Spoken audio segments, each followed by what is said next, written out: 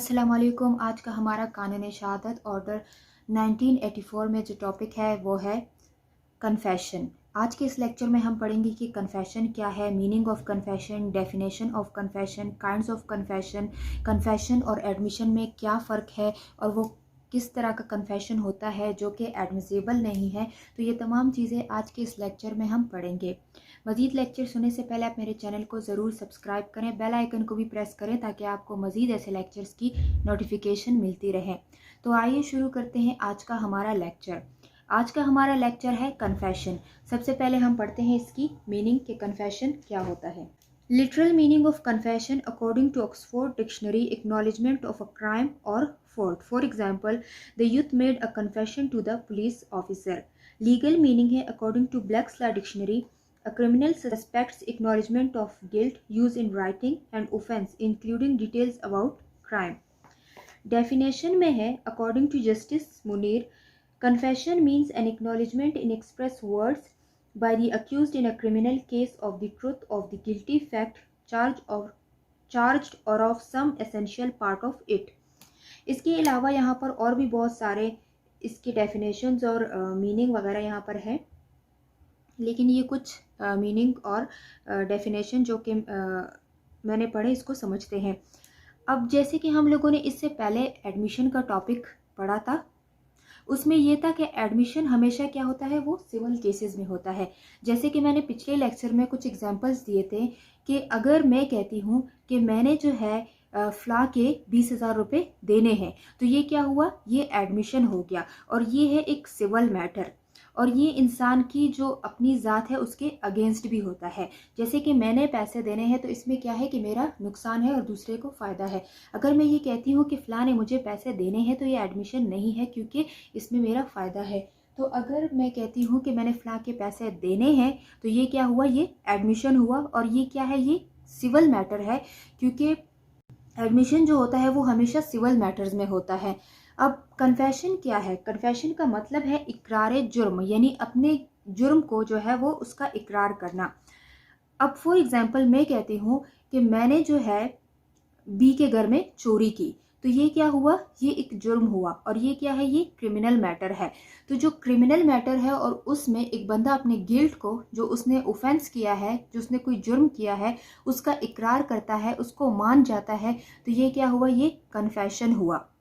Confession जो है हमेशा जो है किसी जुर्म में होता है। जैसे कि ए कहता है कि मैंने जो है बी को गोली मारी, तो ये क्या हुआ, ये एक जुर्म का इकरार किया, उसको माना, तो ये कन्फेस किया, उसने कन्फेशन की कि मैंने उसको मारा।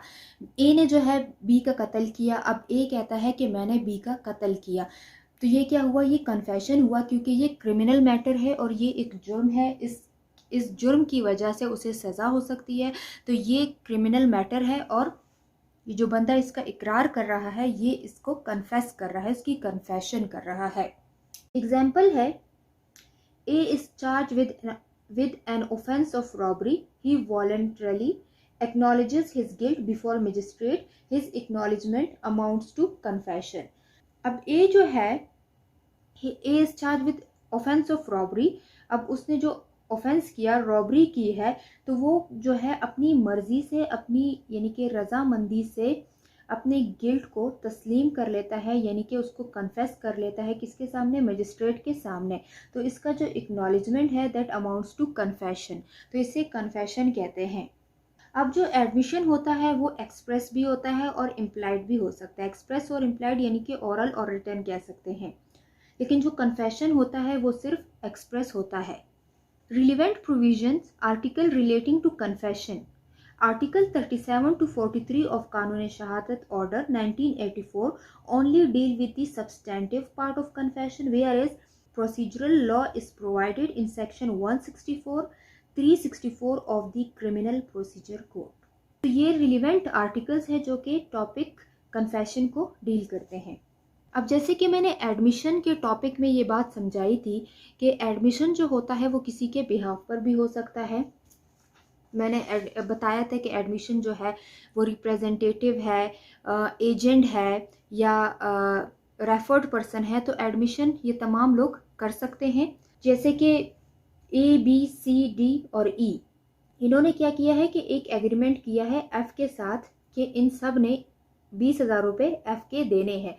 अब ये जो ए बी सी डी और ई है, 4 लोग हैं, 5 लोग हैं, तो इसमें ए सिर्फ कहता है कि हमने एफ के पैसे देने हैं, लेकिन बाकी जो बी सी डी और ई है वो कहते हैं कि हमने पैसे नहीं देने।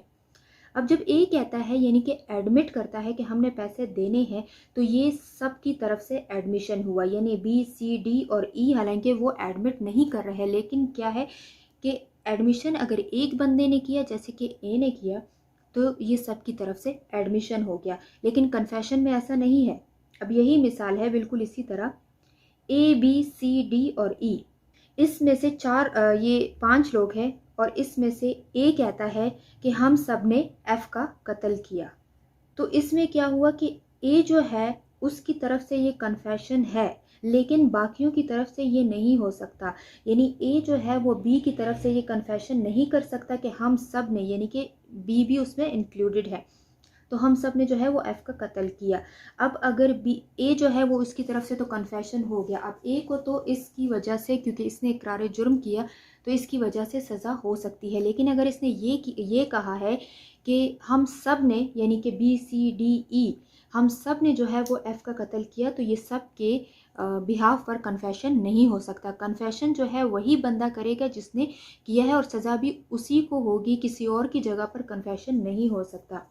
अगर फॉर एग्ज़ाम्पल हकीकत में जो है बी सी डी ई भी इसमें शामिल है, तो फिर क्या होगा कि उसके लिए अब वो लोग कन्फेशन नहीं कर रहे, सिर्फ ए ने कन्फेशन किया, तो बी सी डी और ई जो है उसके लिए अलग जो है वो एविडेंसेस लाने पड़ेंगे, प्रूफ करना पड़ेगा। अगर एविडेंसेस और प्रूफ पॉसिबल है और हो सकता है और लाए गए हैं, तो फिर जो है उनको सज़ा हो सकती है, अदरवाइज़ नहीं हो सकती। अच्छा, कंडीशंस और एसेंशियल्स ऑफ कन्फेशन क्या है? अब कन्फेशन जो है एक बंदे ने किया कि मैंने जो है फ़लाँ का कत्ल किया, तो इसकी कंडीशंस और एसेंशियल क्या है? क्योंकि ये जो है इसने कहा कि मैंने फ़लाँ का कत्ल किया, अब इसके बिना पर तो इसे सज़ा हो सकती है, बहुत बड़ी सज़ा होती है। तो इसके एसेंशियल्स और कंडीशन ये है, it was made by an accused person, यानी कि वही बात हुई कि जो अक्यूज्ड है वो ख़ुद ये कन्फेशन जो है वो करेगा। अक्यूज़ की जगह पर कोई ये नहीं कर सकता, अब जिसने जुर्म किया है वही उसका इकरार करेगा। इट वॉज़ वॉलंटरली, अब ये जो है वॉलंटरली यानी कि अपनी मर्ज़ी से, रज़ामंदी से।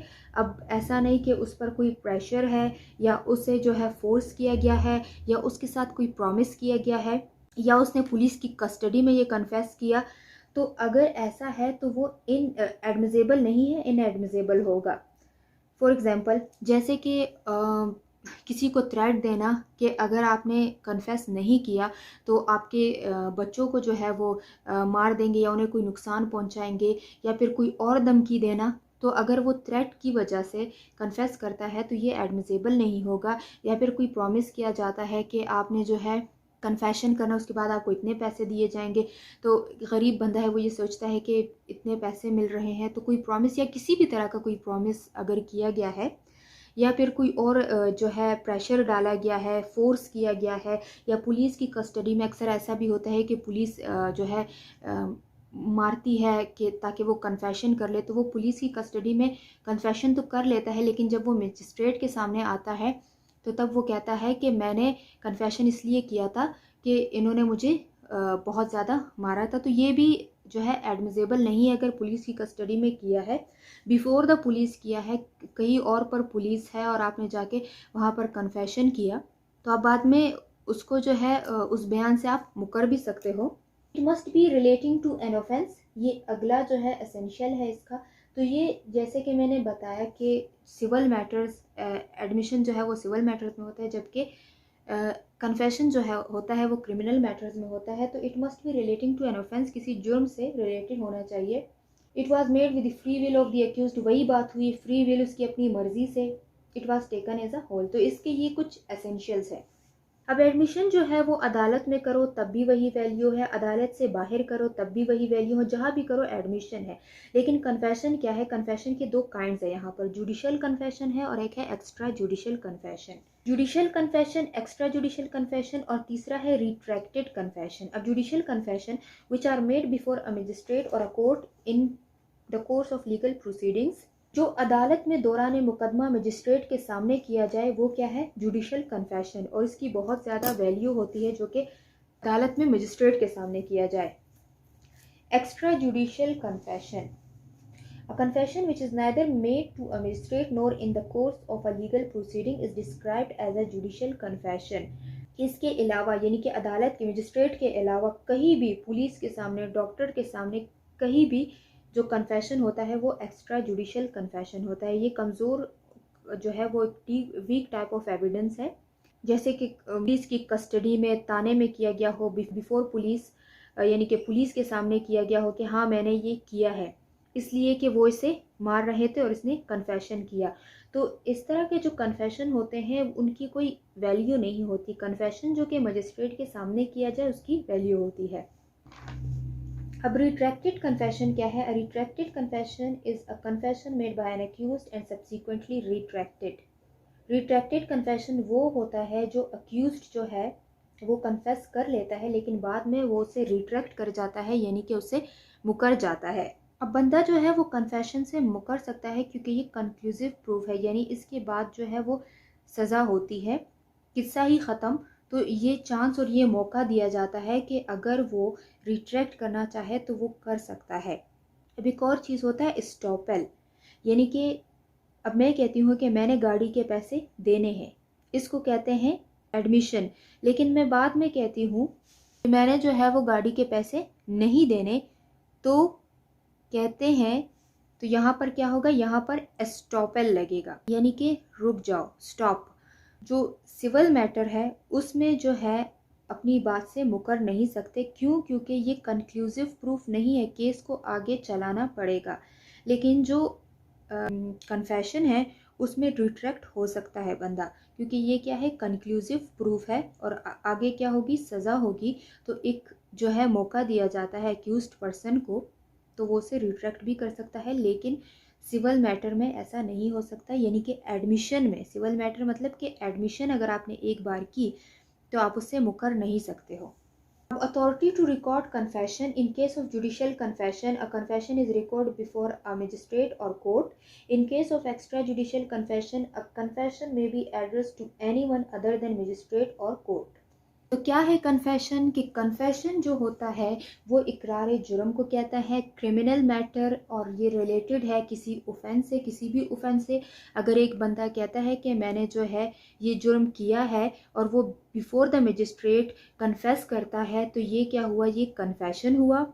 लेकिन वो अगर मजिस्ट्रेट के अलावा कहीं और पर कन्फेशन करता है तो वो क्या है, वो एक्स्ट्रा जुडिशल कन्फेशन है, उसकी कोई इतनी वैल्यू नहीं है, वीक टाइप ऑफ एविडेंस है। जबकि एक्स्ट्रा जुडिशल कन्फेशन जो है वो स्ट्रॉन्ग है और इसकी बहुत ज़्यादा वैल्यू है। कन्फेशन एक बार किया तो रिट्रैक्ट भी हो सकता है, यानी वो उससे मुकर सकता है। कन्फेशन क्या होता है कि कन्फेशन जो है वो अक्यूज जो पर्सन है उसी को ही कन्फेस करना चाहिए, कोई और उसकी जगह पर नहीं कर सकता है। वो अपनी मर्ज़ी से करेगा, अगर मर्ज़ी से नहीं है तो वो एडमिसेबल नहीं होगा। रिलेटेड टू एन ऑफेंस होगा, रिलेटेड टू एनी ऑफेंस।